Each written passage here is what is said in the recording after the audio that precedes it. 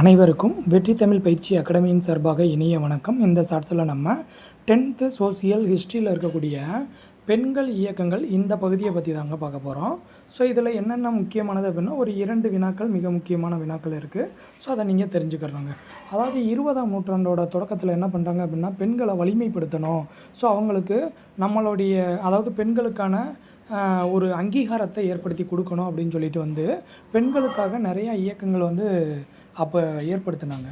அதில் மிக முக்கியமானதாக பார்க்கப்படுறது இந்திய பெண்கள் சங்கம். ஸோ இந்திய பெண்கள் சங்கம் அப்படின்றது விமன்ஸ் இந்தியா அசோசியேஷன் WIA அப்படின்னு சொல்லுவாங்க. ஸோ இவங்க என்ன பண்ணுறாங்க அப்படின்னு பார்த்தீங்க அப்படின்னா இதை இந்திய பெண்கள் சங்கத்தை 1917 ஸோ 1917 அப்படி வச்சுக்கோங்க. 1917 அன்னி பெசன்ட் அம்மையார், டோரதி ஜினராஜதாஜா, அதுக்கப்புறம் மார்கரெட் கசின்ஸ் இவங்க எல்லோரும் ஒன்று சேர்ந்து சென்னை அடையாறு பகுதியில் தொடங்குறாங்க. ரொம்ப முக்கியமானதுங்க. ஸோ இந்திய பெண்கள் சங்கத்தை தோற்றுவித்தவர் யாருன்னா ஆல்ரெடி கேட்ட கேள்வி. ஸோ அங்கே யாரோட ஆப்ஷன் மட்டும் இருந்தாங்க அப்படின்னா அன்னி பெசன்ட் மட்டும் கொடுத்துருந்தாங்க.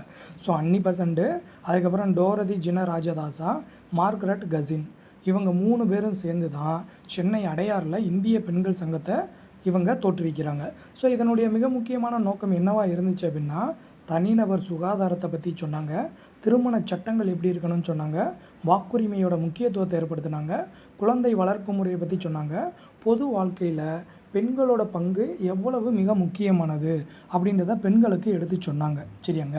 ஸோ அப்போ பெண் கல்வி குறித்து நிறையா விழிப்புணர்வை ஏற்படுத்தணும், ஒரு அவேர்னஸ் இருந்தால் தான் இது கரெக்டாக இருக்கணும்னு சொல்லிட்டு 1927 ஏன்னா 1917 இந்திய பெண்கள் சங்கம், அப்படியே 1927 அகில இந்திய பெண்கள் மாநாட்டை இவங்க ஏற்படுத்துகிறாங்க. சரியாங்க.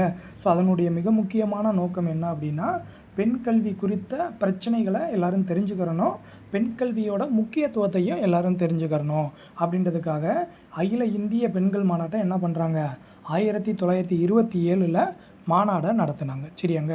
ஸோ இதெல்லாம் மிக முக்கியமான பகுதி, கொஞ்சம் நல்லா பார்த்து வச்சுக்கோங்க.